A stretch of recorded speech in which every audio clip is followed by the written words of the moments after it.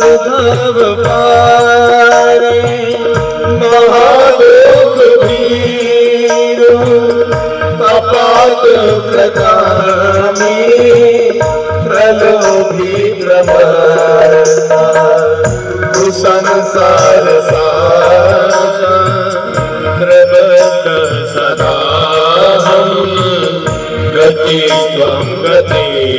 स्वं त्वमेका भवानि न जानामि दानं न जानामि योगं न जानामि तन्त्रं न च श्लोकमन्त्रं न जानामि पूजा न जान्यासयोगं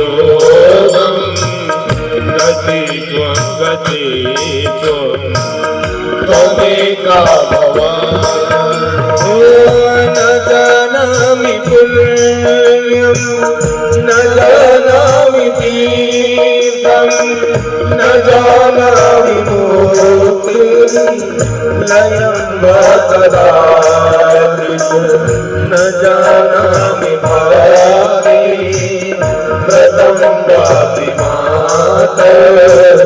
गति स्वं त्वमेका भवानि कुकैनी कुसंगी कुबोधि कुदासा कुलाचारहीना कदाचारहीना कुकृष्टि कुमार सदा गति स्वं त्वमेका भवानि ब्रजेशं रमेशं महेशं सुरेशं दिनेशं निषेवे स्वरं वा कदाचित् न जानामि सदा गति त्वमेका भवानि विवादे विषादे प्रमादे प्रवासे जले च मिले पर्वति सद्रुमानि अरण्ये शरण्ये सदा मां प्रपाहि गति स्वं त्वमेका भवानि अनाथो दरिद्रो जरारोगयुक्तो महाक्षीणदीना सदा जागराता विपदो प्रवीरा प्रणष्टा सदा गति स्वं त्वमेका भवानि गति स्वं त्वमेका भवानि। बोलिए दुर्गा मैया की जय, सिंह वाहिनी मैया की जय। सभी सम्मानित जन, बोलिए पूज्य व्यास जी महाराज की जय। सभी सम्मानित जन हाथ जोड़कर अपने माता पिता को प्रणाम करें, गुरुदेव को प्रणाम करें। पूजनीय सुखदेव जी, व्यास जी, सौनक जी, सूत जी, गौकर्ण जी, नारद जी, भगवान शंकर, माँ पार्वती, हनुमंत लाल को प्रणाम करें। आवाहित देवी देवता, इष्ट देव, कुलदेव, ग्राम देव, समस्त देवी देवताओं को सर झुकाकर प्रणाम करें। और उसके बाद आदरणीय जजमान जी स्वर्गीय श्री जगदीश साहू जी की पुण्य स्मृति में यह पावन कार्य हो रहा है।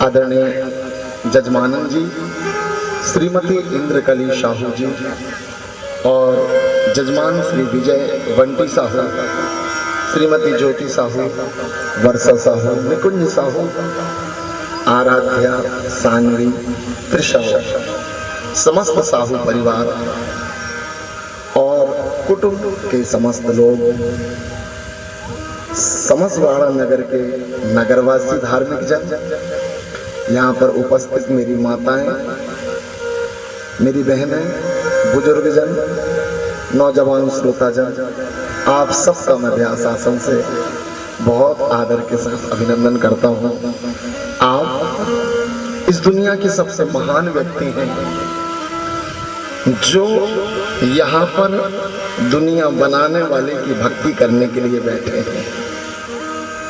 इसे कहते हैं देव ऋण चुकाना। संसार में बहुत सारे ऋण होते हैं, जिनमें सबसे बड़े ऋण होते हैं पितृ ऋण, मातृ ऋण, गुरु ऋण और होता है देव ऋण।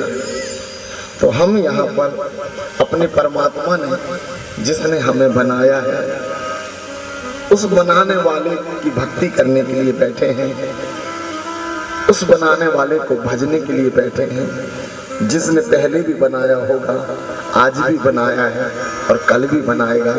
ऐसे परमात्मा को जो जीते जी पहचान जाता है, वो जीते जी अपना भला और अपनी आत्मा का उद्धार करके चला जाता है। आदरणीय श्रोताजनों, अपनी आत्मा का उद्धार करके। मैंने एक दिन कहा था कि मिट्टी में मिट्टी की काया मिलेगी, चलो आत्मा को कुंदन बनाए। जो भी गति हो, लेकिन हम आत्मा का भला सोचें। आदरणीय श्रोताजनों, आज मैं कथा की शुरुआत जहां से करने जा रहा हूं, वो एक गरीब व्यक्ति है, बिल्कुल छोटे तबके का है, रैदास समाज का है। लगभग 400 बरस पुरानी इस बात है। यूट्यूब में जो भक्तगण मुझे देख रहे हैं, फेसबुक में जो लाइव इस कथा को श्रवण कर रहे हैं, उन भक्तों का भी मैं व्यास आसन से अभिनंदन करता हूँ। आदरणीय श्रोताजनों, वो गरीब व्यक्ति जूता जोड़ने का काम करता था, बिल्कुल छोटा काम, लेकिन काम कोई छोटा नहीं होता अगर आपके अंदर लगन है तो वो जूता जोड़ने का काम कर रहा था। उसका एक धार्मिक मित्र था जो हमेशा घर में संपन्न था, खूब तीर्थ यात्रा करता था, कभी ये ज्योतिर्लिंग, कभी वो ज्योतिर्लिंग। जो ज्यादा पुण्य धर्म करता है ना, वो एक चीज से बच नहीं पाता, उसको कहते हैं धार्मिक अहंकार। और जो उससे बच गया वो तो बहुत महान है। वो बहुत पूजन करता था और उसको एक अहंकार था जिसको कहते हैं धार्मिक अहंकार। तो जब भी उसकी जूता की दुकान में जाता, बताता मैं तो भैया तीर्थ व्रत करता हूँ, तुम तो काम ही में लगे रहते। तो वो जूता जोड़ने वाला व्यक्ति ऐसे ऐसे करते जाता है। ऐसे एक दिन अड़ गया धार्मिक में, कल गंगा सप्तमी है, गंगा जी में स्नान करने चलना है, तुम भी चलना। जूता जोड़ने वाले ने कहा बिल्कुल चलेंगे अगर फुर्सत रही तो। दूसरे दिन आए, बोले चले, बोले नहीं भैया, जूता जोड़ने की 4 जोड़ी जूता और आ गए, मैं नहीं जा सकता। धार्मिक मित्र को बड़ी गुस्सा आई, बोले सिवा कमाई कुछ नहीं। बोले नहीं नहीं, आज की जो कमाई है ना, मैं अपनी गंगा मैया को देता हूँ, ये जो सिक्का है ये तुम मेरी गंगा मैया को चढ़ा देना। धार्मिक मित्र ने लिया, पैर पटका और चला गया। गंगा जी में गया, वहां पर डुबकी लगाई और उसके बाद उसको याद आया, यार रैदास ने मुझे एक सिक्का दिया है, वो भी डाल दो। जैसे ही डाला, गंगा मैया के 2 हाथ निकले और वो सिक्का को बड़े आदर से लिया और एक कंगन निकाला और कहा मेरे भक्त रैदास को ये कंगन दे देना। मित्र ने देखा 1 रुपया में इतना बड़ा कंगन, ये मैं राजा को दूंगा, राजा रानी को देंगे, रानी इनाम देंगी। ऐसे ही किया। रानी ने कहा एक कंगन से क्या होगा, दूसरा भी चाहिए, अच्छी डिजाइन। बोले अब भी जाता हूँ, इतने सिक्का ले जाता हूँ जितने कंगन। सुबह से लगा, गंगा मैया प्रसन्न हो, गंगा मैया प्रसन्न हो। कंगन मिल ही नहीं रहा है। रानी को कहीं शादी में जाना था, बोले जल्दी करो कंगन लाओ, नहीं तो दूसरा दिलवाऊं सजा। मित्र भागा, रैदास जी के पास गया, बोले तुम्हारा वाला सिक्का कहाँ है? बोले क्यों? बोले जो तुमने दिया था ना, उससे गंगा मैया ने कंगन दिया था, मैंने रानी को दे दिया, लोभ बस। अब दूसरा कंगन मांग रही है रानी, और मेरे वाले सिक्कों में तो कंगन निकला ही नहीं रहा। तुम्हारे पास है सिक्का?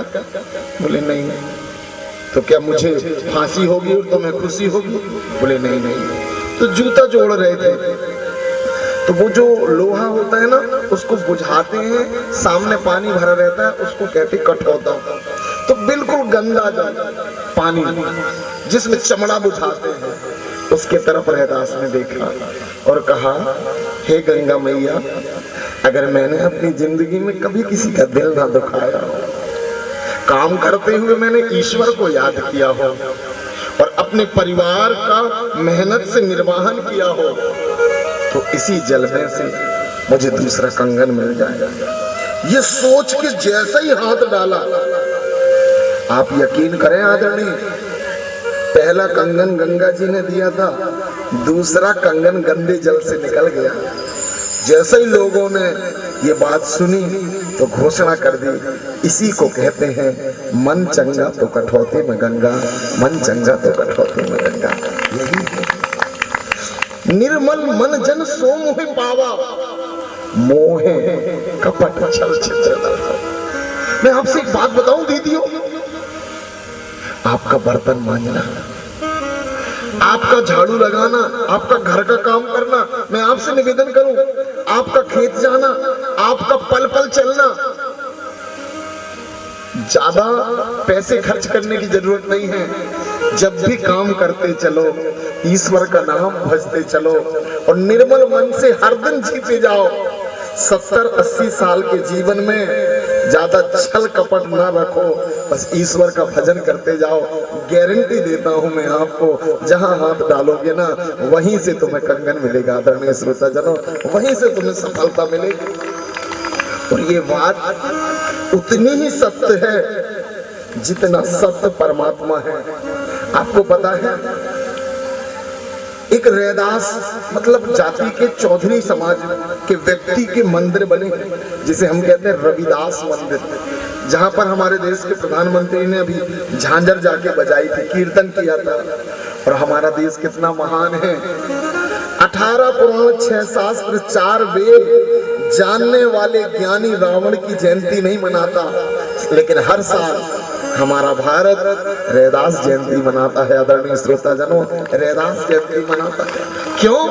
क्योंकि हमने ज्ञान को नहीं पूजा जी, हमने भक्ति को आदर दिया है। ज्ञान तो 5 साल पहले शुरू होता है और मरने के 5 साल पहले सटिया के खत्म हो जाता है। एक बार शुगर और ब्लड प्रेशर घट जाए तो हाथ उठाने की भी शक्ति और ज्ञान नहीं रहता, लेकिन भक्ति कभी घटती बढ़ती नहीं है। ये तो परमात्मा को मिला देती है। आदरणीय श्रोताजनों, ये ईश्वर को मिला देती है। इसलिए विश्वास इसमें ना करें, इसमें करें। और एक बात और बताऊं मैं, कंगन निकलने का मतलब क्या है? आज हमारे देश के राष्ट्रपति रामनाथ कोविंद जी शेड्यूल कास्ट के हैं, छोटी कास्ट के हैं, लेकिन हमारे भारत में कोई भी कानून बनेगा उनके दस्तखत के बिना नहीं बन सकता। प्रधानमंत्री भी शपथ लेंगे तो उन्हीं के साइन लगेंगे। सारे भारत रत्न जितने रत्न मिलेंगे उन्हीं के दस्तखत लगेंगे। एक व्यक्ति जो सच्ची श्रद्धा से ईश्वर की भक्ति करता है उसको ऊंचाई जरूर मिलती है। आदरणीय श्रोताजनों, ये भारत की विशेषता है, संस्कृति की विशेषता है। तो मैं आपसे निवेदन करूंगा, जिंदगी का उद्देश्य किसी की निंदा करना ना रखें, चुगली करना ना रखें, यहाँ वहां की लपेटे में ना आए, ना किसी को लपेटें। अगर मौका मिल जाए ना तो ईश्वर का भजन जरूर करें कि तकदीर से पहले तकदीर के नजारे हो गए, तकदीर के पहले तकदीर के नजारे हो गए।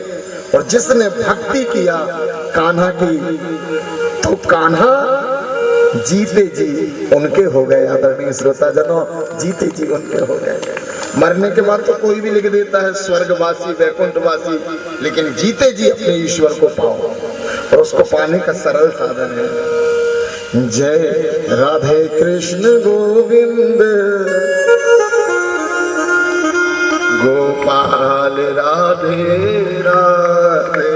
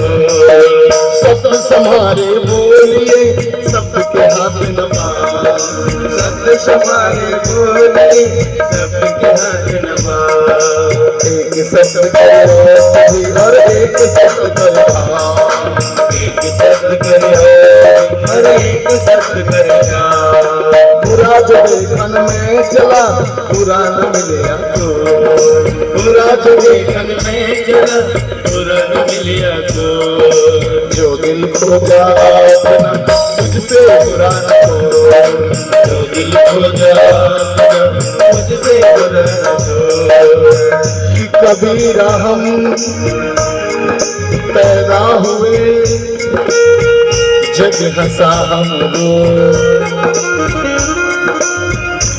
ऐसी करनी कर चलो हम हंसे जग रो। हमें अपनी जिंदगी में एक प्लानिंग करना है। जब हमारी मृत्यु हो तो जिसके कानों में पहली बार जाए कि फलाना फलानी खत्म हो गई है, एक आंसू गिरनी चाहिए, ऐसी तैयारी जरूर करो। तो कबीरा हम पैदा हुए जग हंसा हम रो, ऐसी करनी कर चलो हम हंसे जग रो, हम हंसे जग रो। जय राधे कृष्ण गोविंद गोपाल, राधे कृष्ण गोविंद गोपाल, राधे राधे कृष्ण गोविंद गोपाल, राधे राधे कृष्ण गोविंद गोपाल, राधे गोपाल, राधे गोपाल, राधे लाल, राधे लाल, राधे राधे गोपाल, राधे राधे गोपाल, राधे राधे लाल, राधे राधे राधे कृष्ण गोविंद गोपाल, राधे राधे कृष्ण गोविंद गोपाल, राधे राधे कृष्ण गोविंद गोपाल, राधे राधे कृष्ण गोविंद गोपाल, राधे राधे। वृंदावन में राधे राधे, यमुना तट में राधे राधे, कुंज गली में राधे राधे, मान गली में राधे राधे, बरसाने में राधे राधे, नंदगांव में राधे राधे, गोकुल जी में राधे राधे। आप भी बोलो राधे राधे, आप भी बोलो राधे राधे, साथ राधे राधे, आधार राधे राधे राधे, भक्ति करा दे राधे राधे, प्रेम जगा दे राधे राधे, मुक्ति जगा दे राधे राधे, राधे राधे राधे राधे राधे राधे, दोनों हाथ उठा दो राधे राधे राधे राधे राधे राधे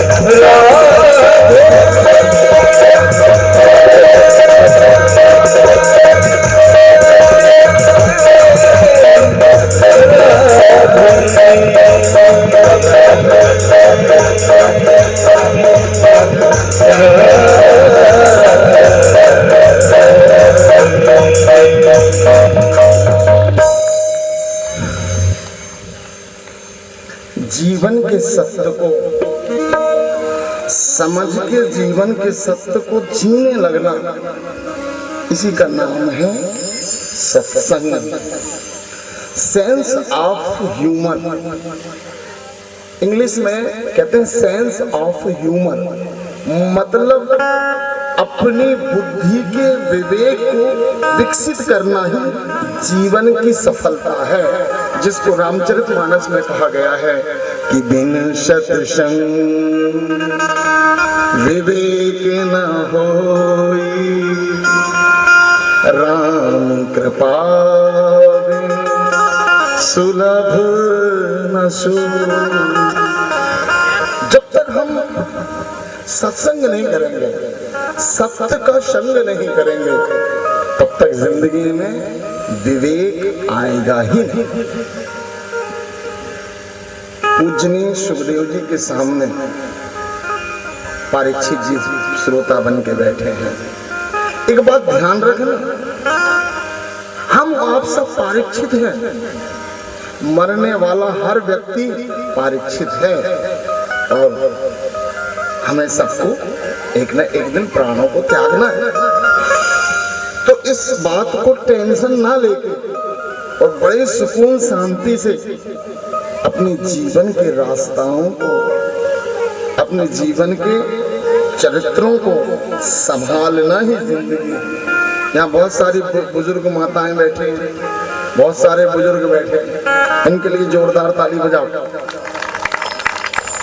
ये हमारे और आपके गुरु हैं। कैसे गुरु हैं? ये हमारे और आपके ऐसे गुरु हैं। इन बुजुर्गों को देखो, इन्होंने जिंदगी को बड़े करीब से देखा जी। इन्होंने अपना बचपना भी देखा, जवानी भी देखी, बुढ़ापा भी देखा, उसके बाद बच्चों को जन्म दिया, बच्चों की शादी विवाह करके वो अनुभव भी लिया, और उसके बाद उनके प्रेम को भी देखा, उनके स्वार्थ को भी देखा। और इन सारी बुजुर्ग माताओं और बुजुर्गों ने ये समझ लिया कि सब कुछ करके भी हाथ खाली ही रहते हैं, क्योंकि इस संसार में सच्चा प्रेम ये दुनिया कभी नहीं देती। सच्चा प्रेम तो केवल कृष्ण देता है। आदरणीय श्रोताजनों, केवल कृष्ण देता है। ये अनुभव की ऊंचाइयां हैं, लेकिन इसका मतलब ये नहीं है कि हम संसार से नफरत करें। नहीं जी, संसार एक क्रम है। जैसे बहने वाला जल बहता है, लेकिन जो भी डुबकी लगाता है उसको स्पर्श करके, शुद्ध करके, नहला के वो आगे निकल जाता है और समुद्र का सफर तय करता है। ऐसे ही हम भी बहने वाले जल हैं, जो मिले उनका हित करते जाओ और आखिरी मंजिल समुद्र रूपी परमात्मा को बनाओ। और जैसे ही समुद्र में मिलोगे तो जो जानत जही देह जनाई और जानत तुम्हें तुम्हें हो जाए। ये हमारा सत्य। लेकिन उसके लिए पूजनीय सुखदेव जी से राजा परीक्षित कहते हैं कि मुझे कुछ ऐसा चरित्र सुनाइए जिस चरित्र में निरअहंकारिता हो, जिसने अपनी जिंदगी में कभी अहंकार ना किया हो, जो परमात्मा का सच्चा सेवक हो। वो आदरणीय को धीरे से जगा देना। वो कुर्सी में बैठे, प्रभु आप ऐसे कह रहे हैं, गमछा वाले प्रभु एक नींद हो गई है,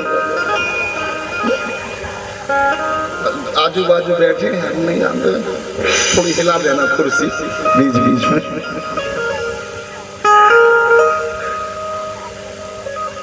मैंने बताया ना, सत्संग में ही नींद आती है। आदरणीय श्रोताजनों, लेकिन मैं जगाते रहूंगा। गणेश प्रसाद दुबे बैठा है जगह में, दिन में 3 बार नहा के आता है, क्योंकि आलसी नहीं बनना है। आदरणीय श्रोताजनों, निरअहंकारिता किसके अंदर है? तो मैं आज आपको ऐसा चरित्र सुनाने वाला हूं जिसका आज दिन है, जिसे हम कहते हैं हनुमान जी।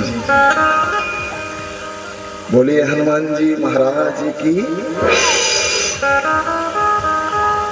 हनुमान जी का दिन है, आज मंगलवार है, हनुमान का वार है। और जो कोई इनका सुमरन करता भव से बेड़ा। ऐसे परमात्मा का हम आज चिंतन करेंगे कि मनोजवम मारुततुल्य वेगम जितेन्द्रियं बुद्धिमतां वरिष्ठं वातात्मजं वानरयूथ मुख्यं श्रीराम दूतं शरणं प्रपद्ये। आदरणीय श्रोताजनों, हनुमान जी का जन्म कैसे हुआ पता है?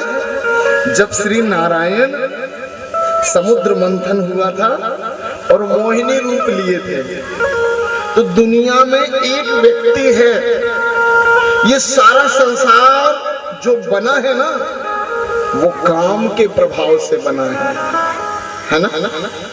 ये सारा संसार जो बना है वो काम के प्रभाव से बना है। और एक व्यक्ति है दुनिया में जिसने काम को जलाया है, उसका नाम शंकर है। आदरणीय श्रोताजनों, बोलिए शंकर भगवान की। काम को जिसने जला दिया, मैं आपसे एक निवेदन करूं, प्रार्थना करूं, हर दिन शंकर जी को जल जरूर चढ़ाया करो, शंकर जी को टीका जरूर लगाया करो। वासना के बवंडर से बचना है तो एक बार शिव को छू जरूर लिया करो। जो शिव के शिवलिंग को ना जल चढ़ा के टीका लगा लेते हैं, मैं गारंटी देता हूँ 24 घंटे में 23 घंटे शंकर तुम्हें बचाता है। आदरणीय श्रोताजनों, 1 घंटे की नहीं कह सकते, 23 घंटे अगर बच गई बात और बन गई बात। इसलिए मैं घर में जितने सदस्य रहते हैं, मैं उनसे एक निवेदन करूं, प्रार्थना करूं, हम लोग परिवार वाले हैं, काम कब किसे झकझोर दे किस रिश्ते को मोड़ दे, झकझोर दे, तोड़ दे, कोई बचाने वाला माई बाप नहीं है दुनिया में, केवल एक है जिसका नाम शंकर है। शंकर केवल पुण्य कमाने वाला देव नहीं है। हमें काम और वासना और रिश्तों की मर्यादा को अगर कोई बचा सकता है उस नाजुक पल में, उसका नाम शंकर है। आदरणीय श्रोताजनों, उसे भूले ना। लेकिन शंकर कभी मोहित हो जाए। मोहिनी असुरों को भी मोहित कर रही थी, देवों को भी मोहित कर रही थी। शंकर को लगा यार जब इतनी पर्सनालिटी के लोग अमृत छोड़ के मोहिनी के पीछे भग रहे हैं तो क्यों ना मैं भी देख। तो शंकर गए और मोहिनी से कहा सुनो जी थोड़ा चेहरा दिखाओ ना। मोहिनी ने कहा क्या देखोगे, हम नारायण हैं। बोले नहीं, आपकी सुंदरता हमें देखी। सच्ची बोले हाँ। तो शिव जी ने श्री नारायण के मोहिनी रूप को देखा। जिस शिव ने काम को जलाया, जिस शिव ने राम के लिए सती को छोड़ा, वो शिव मोहिनी को देख के कहता वाह आप कितने सुंदर हैं, आपका मोहिनी रूप कितना सुंदर है। पहली बार इच्छा हुई कि सुंदरता भी कुछ होती है। और उसी समय हम और आप जब किसी सुंदर स्त्री को या पुरुष को देखते हैं तो एकदम से शरीर में वेग आता है, मतलब प्रेम का भी कह सकते हैं, वासना का भी, और वीर कभी कभी हमारा गिर जाता है। लेकिन हमारा वीर जब गिरता है तो वो नहानी और नालियों और वस्त्रों और कपड़ों के साथ गंदा हो जाता है। लेकिन जब शिव का वीर गिरता है तो वो नालियों में नहीं बहता, उसे देव संभाल के रखते हैं। और जब देव संभाल के रखते हैं तो वही वीर को पवन देव को सौंपते हैं।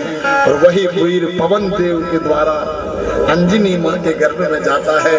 और शिव का वीर साधारण वीर नहीं है, महावीर बनके हनुमान बनकर प्रकट होता है। आदरणीय श्रोताजनों, महावीर बनकर प्रकट।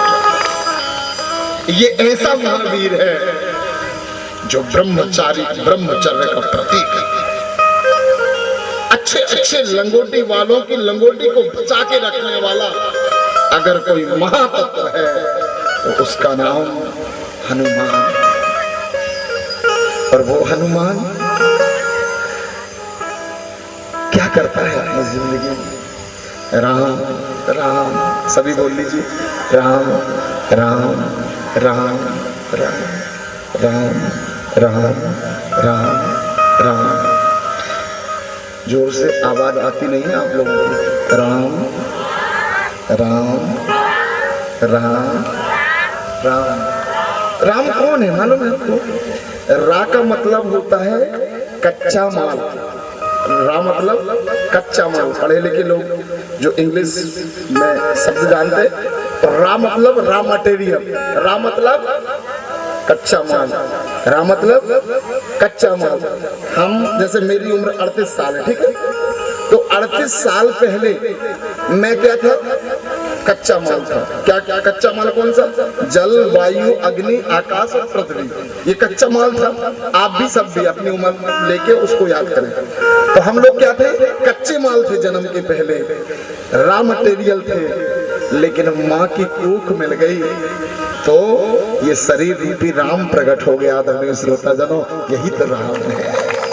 हम रात के फिर माँ मिल गई और गर्भ से ये राम बन गए। तो हम सब राम हैं, हम तत्व हैं। और राम ही माँ है, राम ही पिता है, राम ही आत्मा है।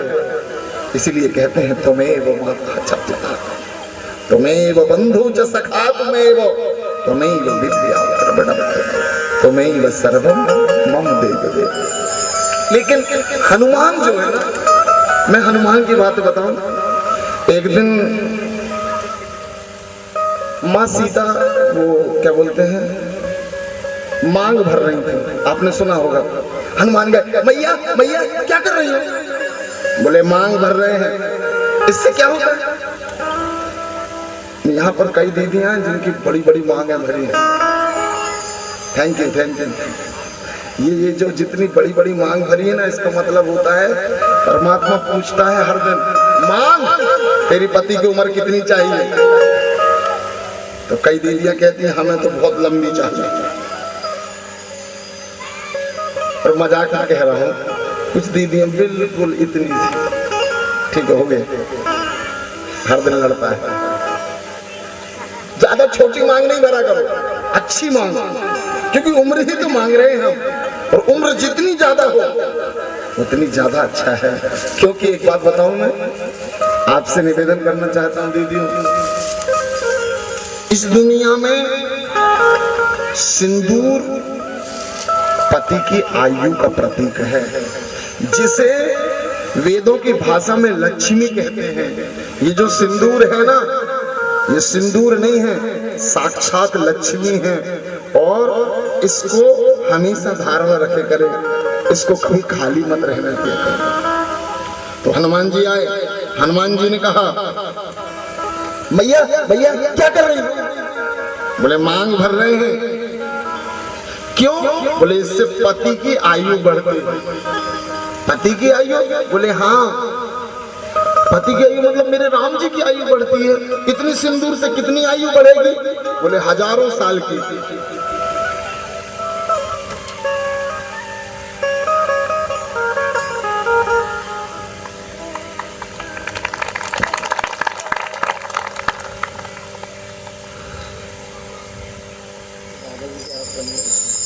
बहुत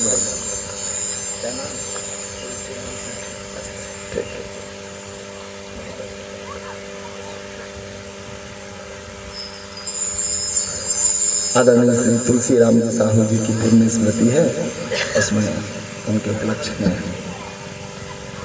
आपने ईश्वर को लड्डू भेंट किया है।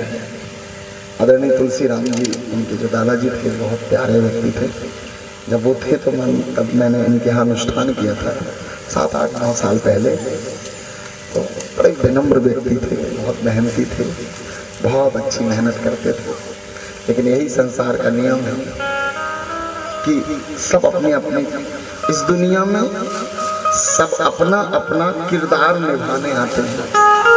इस दुनिया में सब अपना अपना किरदार निभाने आते हैं।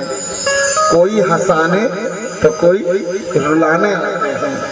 इस दुनिया में सब अपना अपना किरदार निभाने आते हैं।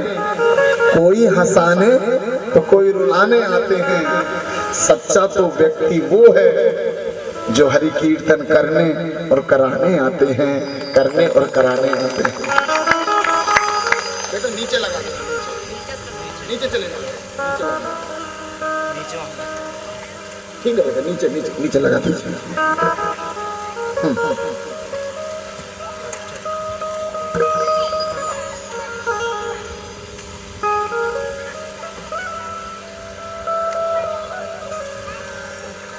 आदरणीय श्रोताजनों, हनुमान जी आए, बोले माँ ये क्या कर रही हो? बोले पति की आयु कहती है, मैं मांग भर रही हूँ। हनुमान जी ने कहा मेरे राम की आयु इतने से सिंदूर में हजारों साल बढ़ती है। तो अवध की बाजार में गए और अवध की बाजार से इतना सारा सिंदूर और तेल ले आए और मिला के अपने शरीर में लगाने लगे। लोगों ने कहा क्या कर रहे हो हनुमान? बोले अपने राम की आयु बढ़ा रहे हैं। बोले तुम्हारी सुंदरता का क्या होगा? तुम्हारी सुंदरता तो छिप जाएगी और तुम्हारे जगह जगह मंदिर बनेंगे, लोग तुम्हारे दर्शन करने आएंगे और तुम्हें देखने आएंगे तो तुम क्या करोगे? तो हनुमान ने कहा जो भी मेरे मंदिर में आएंगे तो मैंने तो अपना चेहरा छिपा लिया, और अगर वो दर्शन करना चाहेंगे तो मैं सबसे निवेदन करूंगा भैया मेरे दर्शन मत करो, अगर दर्शन ही करना है तो मेरे सीताराम के दर्शन करो, मेरे सीताराम के दर्शन। सोचिए हनुमान जी, अगर आपको अनुभव होगा, अगर एक तो पिंपल छोटी सी फुड़िया हो जाए ना हमें, हम दिन भर वहीं नजर जाती, कब ठीक होगी? हजारों लाखों रुपए हम अपनी सुंदरता में खर्च करते। हर व्यक्ति सुंदर रखना चाहता है। क्यों? सबको लगता है लोग मुझे देखें, लेकिन दुनिया का पहला व्यक्ति हनुमान है जो अपने आप को छिपा के कहता है मुझे मत देखो, देखना है तो मेरे राम को देखो। आदरणीय सज्जनों, जो खुद को छिपा के राम को दिखाना चाहे।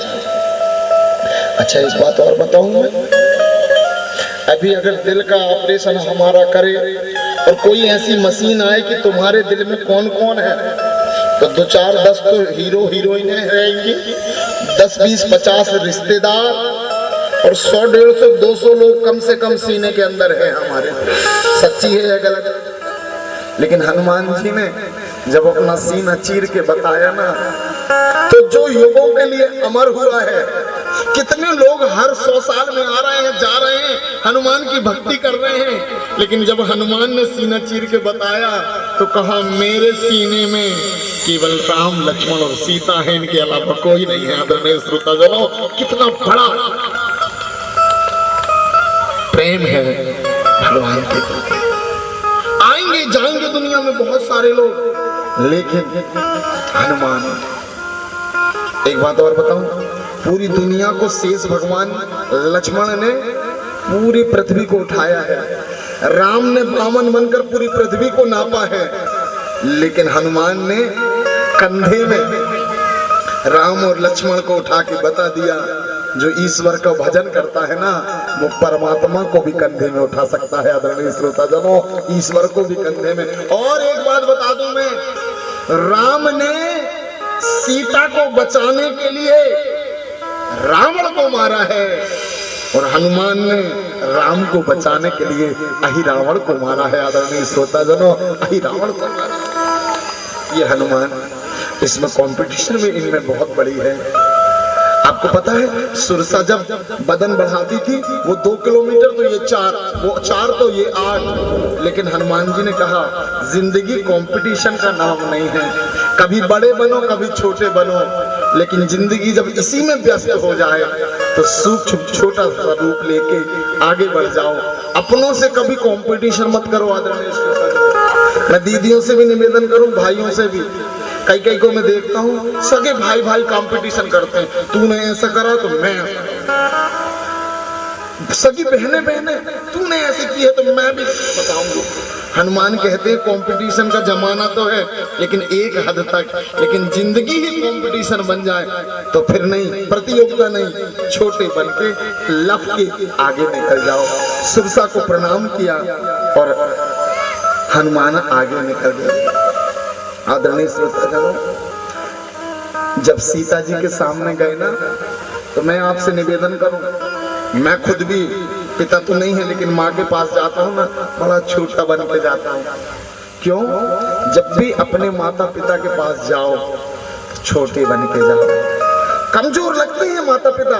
हनुमान को जब राम मिले थे तो रोते हुए मिले थे, और सीता मिली थी तो आत्महत्या करने के लिए लकड़ी इकट्ठी कर रही थी, लेकिन धन्य है वो हनुमान जो रोते हुए राम को अपना परमात्मा मान लिया। और धन्य है हनुमान, सीता के सामने बड़े बन के नहीं गए, अपनी माँ के सामने सूक्ष्म रूप धरि सिंह दिखावा और विकट रूप धरि लंक जरावा।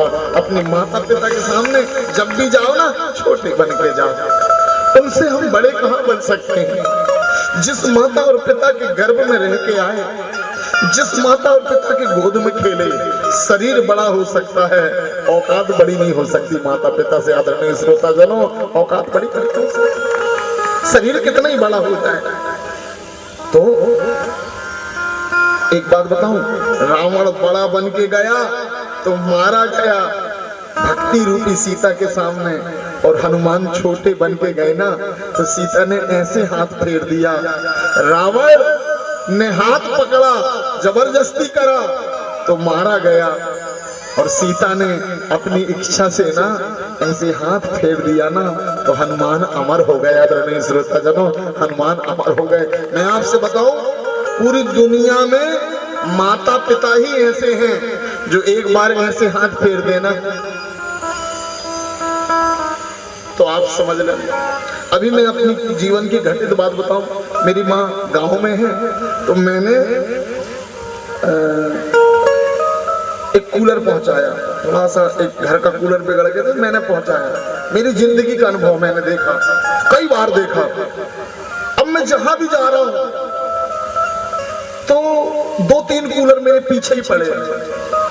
यहाँ से भी लगा है, घर वहां कमरे में भी लगा है, गर्मी लगने ही नहीं दे रहा है।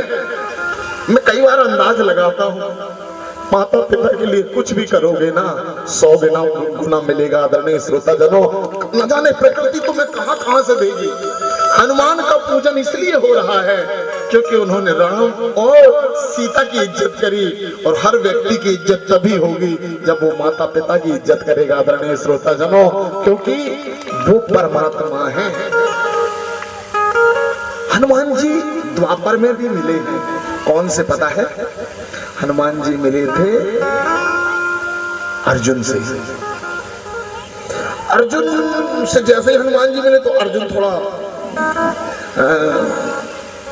वर्तमान थे और हनुमान जी थोड़ा त्रेता के थे। तो अर्जुन कहता है, क्यों हनुमान जी, तुम्हारे राम जी पत्थर जोड़ जोड़ के सेतु बनाए, अगर धनुर्धर थे तो मेरे जैसा सेतु बना लेते।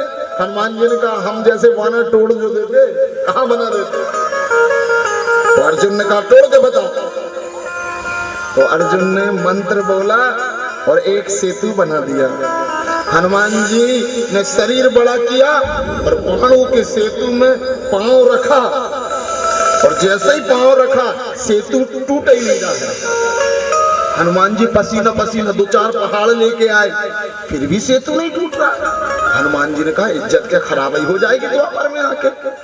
तो हनुमान जी ने बहुत वजन बढ़ाया। जो आदमी पर्वत उठा ले वो कितना वजन बढ़ाया होगा, लेकिन सेतु हिला भी नहीं। हनुमान जी ने कहा, इज्जत गई आज।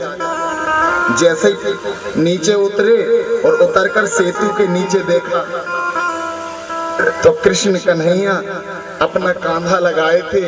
हनुमान ने कहा, क्या कर रहे हो कन्हैया? साष्टांग प्रणाम किया हनुमान ने, कन्हैया तुम कांधा लगाए हो? तो कन्हैया ने कहा, हनुमान, अर्जुन को अपना भरोसा नहीं है, मेरा भरोसा है, और जिसको मेरा भरोसा होता है ना, मैं उसके भरोसे को टूटने नहीं देता, मैं उसके भरोसे की